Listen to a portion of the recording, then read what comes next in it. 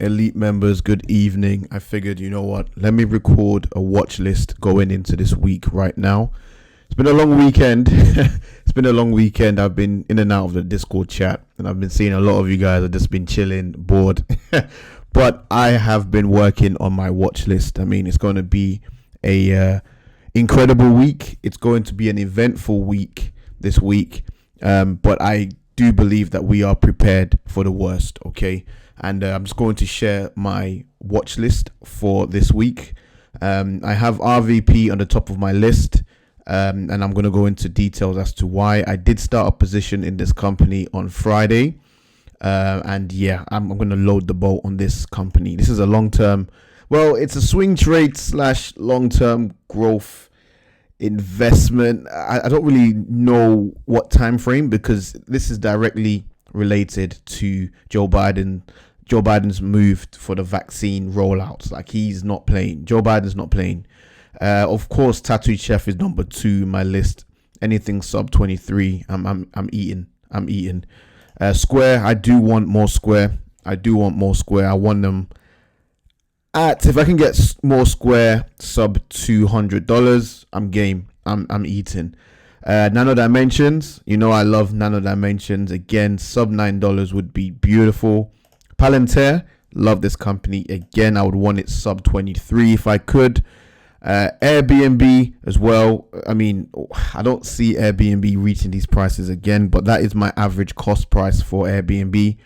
And most of you know I do have an Airbnb business, and I mean, they're hemorrhaging money. You know, they are hemorrhaging money, and they should not be at the valuations where they are. So I can't pull myself to averaging up in Airbnb just yet, because I understand that the business model is struggling right now.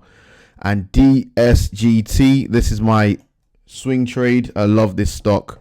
Again, a lot of weekends have sold out, which is understandable.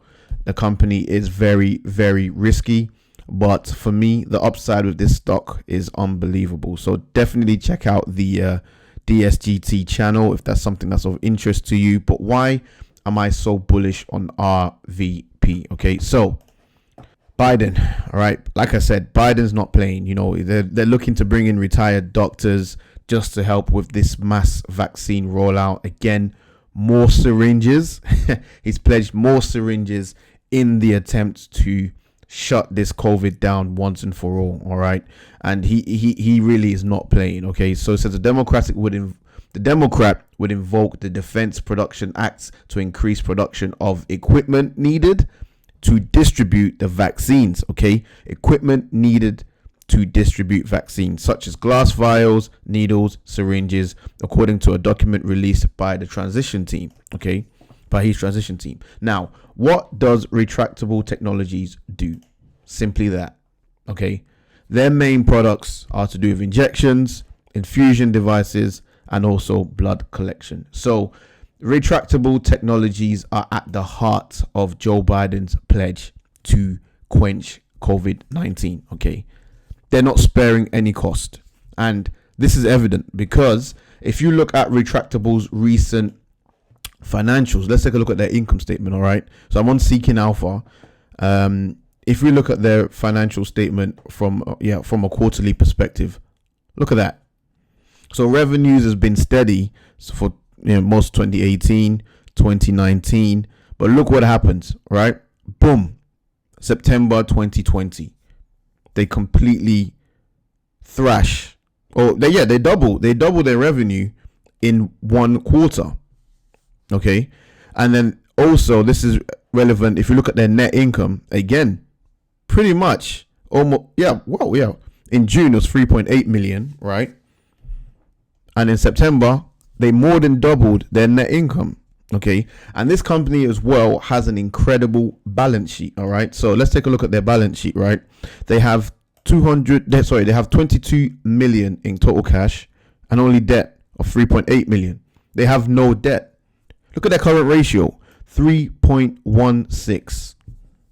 Okay, and their current operating margin is at 21%, and the profit margin is 23%. So this is why I'm a bit conflicted, because I know revenues will be boosted even more as a result of Joe Biden's push, but this hits the criteria for a solid long-term investment, but of course, as soon as COVID goes away, then revenues will start to decrease for retractable technologies. So this is why I'm in. If you look at the share price as well, we did have a nice dip. Which is beautiful. And I got in. This yellow line represents my entry.